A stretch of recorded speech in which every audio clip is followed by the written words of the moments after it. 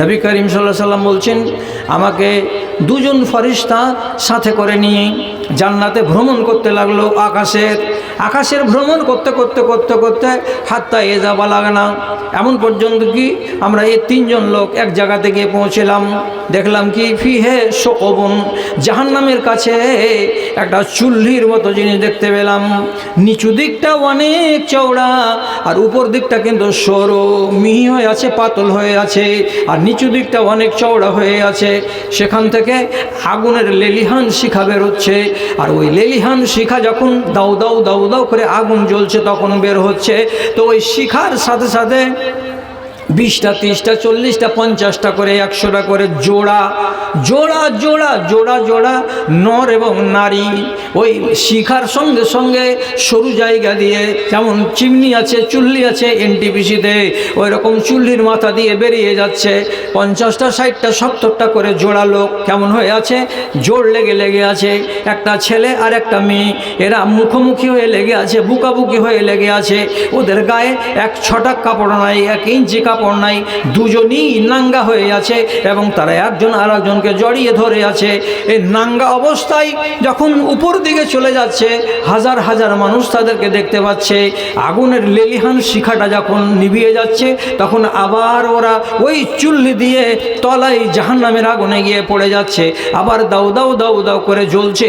আগুন যখন তেজ হয়ে যাচ্ছে তখন আবার ওই লেলিহান শিখার সাথে সাথে তারা আবার বেরিয়ে আসছে, আবার বাইরে চলে যাচ্ছে, তাদেরকে দেখা যাচ্ছে নাঙ্গা অবস্থায়। আবার যখন আগুনের শিখাটা নিভিয়ে আসছে তখন আবার ওই খালের ভিতরে, ওই চুল্লির ভিতরে তারা ঢুকে যাচ্ছে। কাউরি গায়ে 1 ইঞ্চি কাপড় নাই। রাসূলুল্লাহ বললেন, মান হাউলায়ে ইয়া জিবরিল, জিবরিল এগুলো কারা, এরা কারা? তো জিবরিলকে উত্তর দেওয়া হচ্ছে, হাউলাই জুনাতো, এ লোকগুলো হলো একটা ছেলে আর একটা মেয়ে যে জোর লেগে লেগে আছে। এরা দুনিয়াতে ছিল এমন একটা নর আর একটা নারী। এরা আল্লাহ রাব্বুল আলামিনের কানুনকে বুড়ো আঙুল দেখিয়েছিল। এরা যৌবনকালে নিজের যৌবনটাকে রাব ব্যবহার করেছিল, একজন আর একজনের সঙ্গে হারাম সম্পর্ক কায়েম করেছিল। এরা ব্যভিচারী ছিল, ব্যভিচারে মত্ত থাকতো ছেলে এবং মেয়ে। তার জন্য এর কাছে আল্লাহ রাব্বুল আলামিন দুনিয়াতে কি পেয়েছে, তো ব্যভিচার পেয়েছে, কি পেয়েছে, তো জেনা পেয়েছে। এই জন্য জেনাকারের জন্য রাব্বুল আলামিন এটাই ব্যবস্থা করে রেখেছেন যে তোমরা জাহান্নামের আগুনে চিরকাল চিরকাল জোড়া হয়ে হয়ে পুড়ো, জোড়া হয়ে হয়ে পুড়ো। আপনি যা করবেন সেই ব্যবস্থা আল্লাহ তাআলা আসমানে আপনার জন্য করে রেখেছেন। এখন আপনি সারা সারা রাত জেগে জেগে আল্লাহ তাআলার কাছে কি করছেন, নামাজ পড়ছেন। তো সারা রাত তো নয়, রাত 3টার সময় উঠলেন জেগে জেগে আর নামাজ পড়লেন, তো কি পাওয়া গেল এতে? হাজি মৌলানা সাহেব, রাতের বেলায় জেগে যে নামাজটা পড়লাম, তো এর বিনিময়ে আল্লাহ তাআলা কি করে রেখেছেন? আল্লাহ তাআলা কোরআন মাজিদে 1 জায়গায় 2 জায়গায় 3 জায়গায় কত জায়গাতে বলেছেন, ইন্নাল্লাযীনা আমানু ওয়া আমিলুস সালিহাত ফালাহুম আজরুন ইনদা রাব্বিহিম। অন্য জায়গায় আল্লাহ রাব্বুল আলামিন বলছেন, লাহুম জান্নাতুন তাজরি মিন তাহতিহাল আনহার। রাতের বেলায় আর এইটার টাইমে, 3টার টাইমে একা একা নামাজ পড়ছো মসজিদের ঘরে, তোমার চোখ দিয়ে পানির ফোঁটা ঝরে ঝরে পড়ছে। তাশাহুদের দোয়া শেষ করার পরে হাত তুলে রব্বুল আলামিনের কাছে চাইছো, আল্লাহ তোমার কাছে জান্নাতুল ফেরদাউস চাই, আল্লাহ তোমার কাছে জান্নাতুল ফেরদাউস চাই, আল্লাহ তোমার কাছ থেকে জাহান্নামের আগুন থেকে বাঁচতে চাই। রাতের বেলায় জেগে জেগে এগুলো কাজ করেছেন। আল্লাহ তাআলা উপর থেকে হাঁক দিয়ে বলছেন, ওরে আমার বান্দারা, যারা নিদকে হারাম করেছিলে, যারা তোমরা আরামকে বর্জন করেছিলে, তোমার যখনই বিছান থেকে তুমি নেমেছিলে আর ওযু বানাতে গেছিলে, তখন আমি আল্লাহ রাব্বুল আলামিন আসমানে বসে বসে তোমাকে দেখে হাসছিলাম, তোমাকে দেখে হাসছিলাম। কেন হাসছিলাম? এই দেখো আমার বান্দা আমার উপরে কত বিশ্বাস রেখেছে, কত ভরসা রেখেছে। এই দেখো আমার বান্দা আমার কাছ থেকে কিছু পাবে, তার জন্য এই আশা রেখে কত মেহনত করতে নেমেছে। ঠান্ডাকে ঠান্ডা মনে করে না, বিছানকে মিষ্টি বিছানকে লাত মেরে দিয়েছে। এবং এত সুন্দরী স্ত্রী তার পাশে ছিল, সুন্দরী স্ত্রীকে ত্যাগ করে দিয়েছে। আর দেওয়ার পরে সে আমার কাছে এসেছে আমার রেজামন্দি হাসিল করার জন্য। আল্লাহ তাআলা সেদিনই বলেছেন, যার উপরে আমি রাজি হয়ে গেলাম তার চিন্তা নাই, তার কষ্ট নাই, তার দুঃখ নাই। যার উপরে আমি রাজি হয়ে গেলাম সে মানুষটার হিসাব নাই, সে মানুষটাকে হিসাবের জন্য দাঁড়াতে হবে না, ওর জন্য আমি জান্নাত তৈরি করে রেখেছি। তাহলে হাদিসটা কি বলেছিলাম? আপনি দেখতে চাইছেন যে আমার জন্য আল্লাহ কি করে রেখেছেন, তা আল্লাহ বলছেন আমি তোমার দিকে দেখতে চাইছি, তুমি আমার জন্য কি করে রেখেছো, কি করে রেখেছো। তোমার বালিশের তলাতে যদি মুঠা পাওয়া যায় বিড়ির আর দিয়াশালাই পাওয়া যায়, যে সকাল হইতে গেলে যেমনি চোখ খুলবে প্রথমে বিসমিল্লাহ করব কি দিয়ে, তো বিড়ি দিয়া। তো আল্লাহ রাব্বুল আলামিন তোমার জন্য ব্যবস্থা করবেন না? তোমার যদি দিনের বেলায় কমসে কম একবার মদ ভাট্টি না গেলে আর এক গিলাস মদ না খেতে গেলে তোমার দানা হজম হবে না। যদি তোমার চরিত্র এটা হয়, তো আল্লাহ তাআলা জানে না যে আমার মেহমানটা কেমন, মদ না খেলে থাকতে পারবে না। তো যেমন মেহমান তেমন আর মেহমানি করা হবে।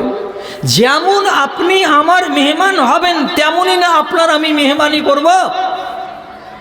আপনি যদি গান করা লোক হন আর সুদখড়ি করার মদখড়ি করা লোক হন, জীবনে কোনোদিন নামাজ না পড়েন আর চলে যান আমার বাড়ি, আপনার ঠোঁট যদি পুড়ে চিমনির ইটের মতো হয়ে থাকে, আপনার চেহারাতে যদি সুন্নতি দাড়ি না থাকে, আপনার সুইটার দিয়ে আর জামার কাপড় দিয়ে যদি ভ্যাক ভ্যাক করে বিড়ির গন্ধ বের হয়, আর আপনি চলে গেছেন আপনার বাড়ি এসে আজকে রাতখানা থাকবো, তো আপনার জন্য কি ব্যবস্থা করব? আমি আপনাকে 1 লোটা পানি দেবো, গরম পানি হিটার থেকে এনে, ভাই এটা পানি দিলাম, গরম পানি উজু করবেন। আর আপনার ঘরের ভিতরে একটা মশলা দিব, এই মশলাখানা দিলাম, আপনি এশারের নামাজটা পড়বেন, আপনি খানা আপনার ব্যবস্থা আমি করে দিচ্ছি। এইটা ব্যবস্থা করব না। আপনি যেমন মেহমান তেমন ব্যবস্থা। উত্তর দিনাজপুর দক্ষিণ দিনাজপুরে আজও নিয়ম আছে, মৌলবি হোক আর মাওলানা হোক আর মাস্টার হোক আর যেমন সেই হোক, যখনই বাড়িতে প্রথমে কোনো লোক ওখানে হাজির হবে, তখনই সাথে সাথে বাড়ির ভিতর থেকে এত বড় একটা প্লেটে 3-4টা গোটা পান, এতটুকুনি চুন, এতটুকুনি খড়, এতটুকুনি ডিলাক্স আর এতটুকুনি কম্বু, এই বিভিন্ন জিনিস দিয়ে আর একটা দিয়াশালাই আর একটা সিগারেটের প্যাকেট থালাতে, এত বড় থালাতে দিয়ে আপনার কাছে রেখে দিয়ে বলবে, আপনার এটা প্রথম ওয়েলকাম জানালাম আপনাকে, যেটা আপনাকে ভালো লাগে এটা খান। আমরা নিজেদের জীবনে দেখেছি, আমাদের সামনে এনেছে, কোনটা খাবেন খান। এখন আসামে যাবেন, আসামে যেতে গেলে সর্বপ্রথম আপনাকে মেহমানি, যেমনি বসবেন গলিতে বারান্দাতে চেয়ারে, আপনার কাছে আসবে কাঁচা সুপারি। দেখেছেন কাঁচা সুপারি? গাছ থেকে পেড়ে ছালটাকে ছুটিয়ে 2 টুকরা করে দিতে গেলে রসে ডব ডব ডব ডব করছে কাঁচা সুপারি কাটা আছে, আর একটা বড় পান, আর ওখানে সামান্য এতটুকু চুন রাখা আছে। ওদের ভাষাতে এটাকে বলছে এটা তাম্বুল।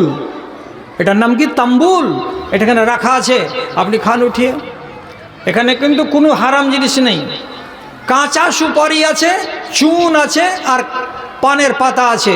কিন্তু এই কথাটা মনে রাখতে হবে, কাঁচা সুপারির চাবিয়ে একবার একটা রসকে খালি 1 ঢোক যদি গিলে নেন, তো মেহমানকে বলতে পারবেন না, মেজবানকে, যে আপনি আমার ভাই হলেন, শেষের বেলায় হবেন ভাইরা হলেন আপনি আমার।